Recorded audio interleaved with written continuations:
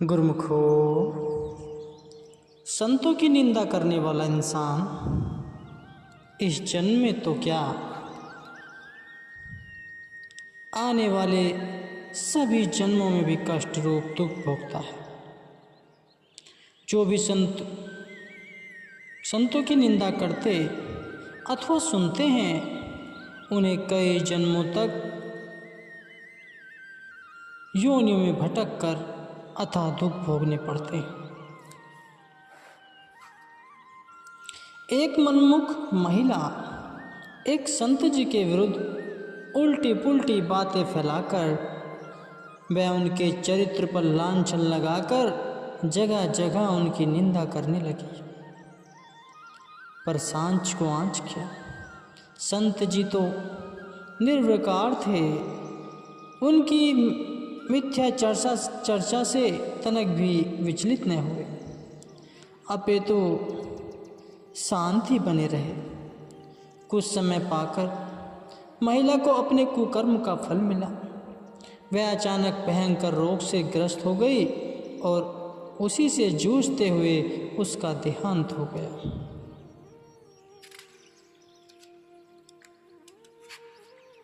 हर युग में निंदकों के साथ ऐसा ही हुआ है। प्रभु सदा अपने सेवकों की लाज रखते आए हैं। नरसिंह भगत जी इतनी श्रद्धा व प्रेम से भगवान के सम्मुख केदार राग गाते थे कि भगवान प्रसन्न हो अपने गले की फूलमाला उनके गले में डाल दिया करते। अन्य किसी को इसकी भनक भी न पड़ती। एक दिन उनके घर कुछ संत लोग आ गए। नरसिंह भगत जी के पास उनके भोजन हेतु घर में कोई सामग्री नहीं थी और न ही कुछ बाजार से लाने के लिए धन था। उन्होंने किसी सेठ की दुकान पर अपना केदार राग गिरवी रखकर खाने पीने की सामग्री खरीदकर संतों के खान पान की व्यवस्था की। इधर ईर्ष्यालु लोगों को जब इस बात का पता चला तो उन्होंने अवसर का लाभ उठाकर राजा के कान भरने आरंभ कर दिए। कहने लगे कि नरसिंह ढोंग करके काम प्रजा में अंधविश्वास फैलाकर उन्हें धोखा दे रहा है। राग गाते समय भगवान की कोई माला उसके गले में नहीं पड़ती। ये सब उसके अपने ही ढोंग हैं। आप उसे बुलाकर अपने सामने राग गाने को कहो। वे जानते थे कि राग गाने के लिए उसके पास कुछ है ही नहीं, क्योंकि वह तो अब उसने गिरवी रख दिया है। उधर भगवान ने निराली लीला रची।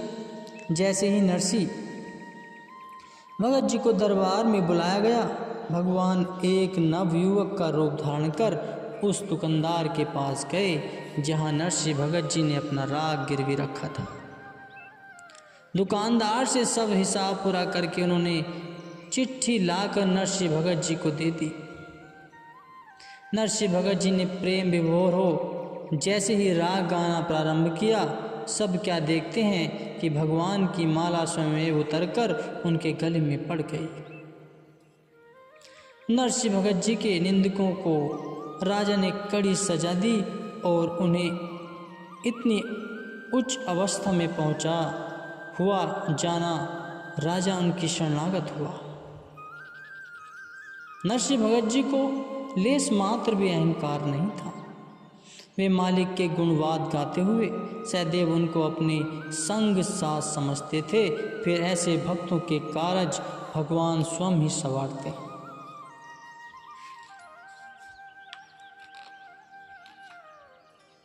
नरसिंह भगत जी की भक्ति से राजा बहुत प्रभावित हुआ।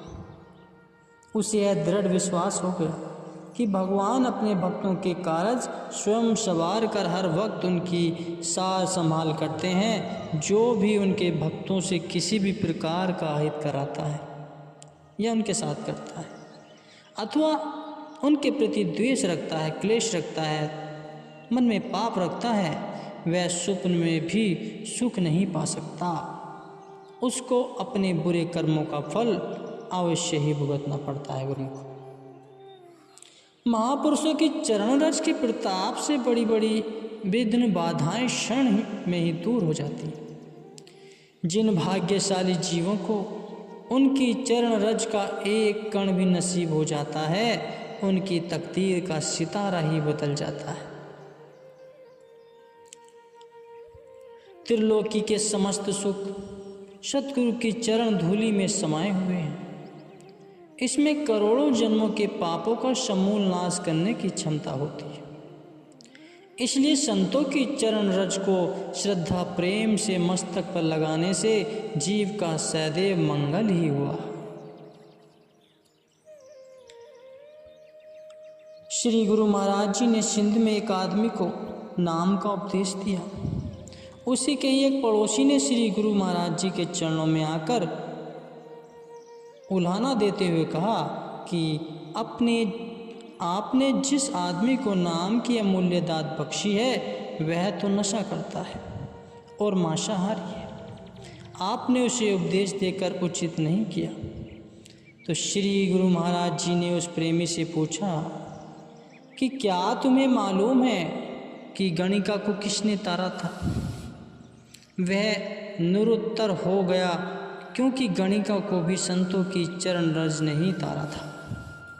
तो श्री गुरु महाराज जी ने फरमाया कि यदि संत भी उसे दुरात्मा समझकर उसे धिक्कार देते तो उसका भी विस्तार नहीं हो सकता था।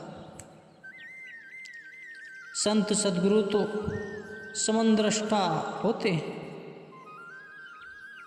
उन्हें किसी के अवगुणों से सरोकार नहीं।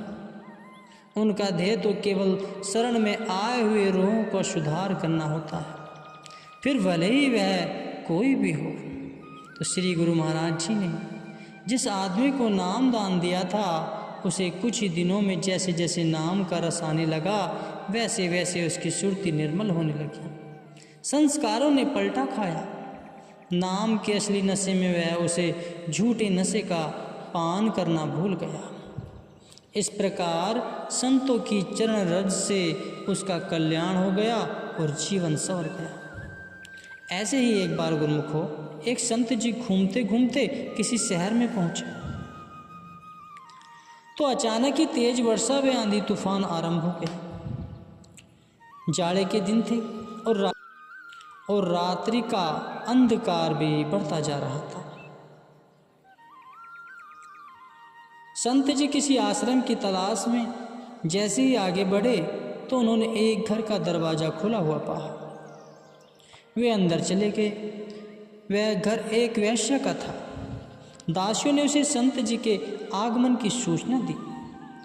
कुदरत की तरफ से उस वैश्य के भाग्य उदय होने लगे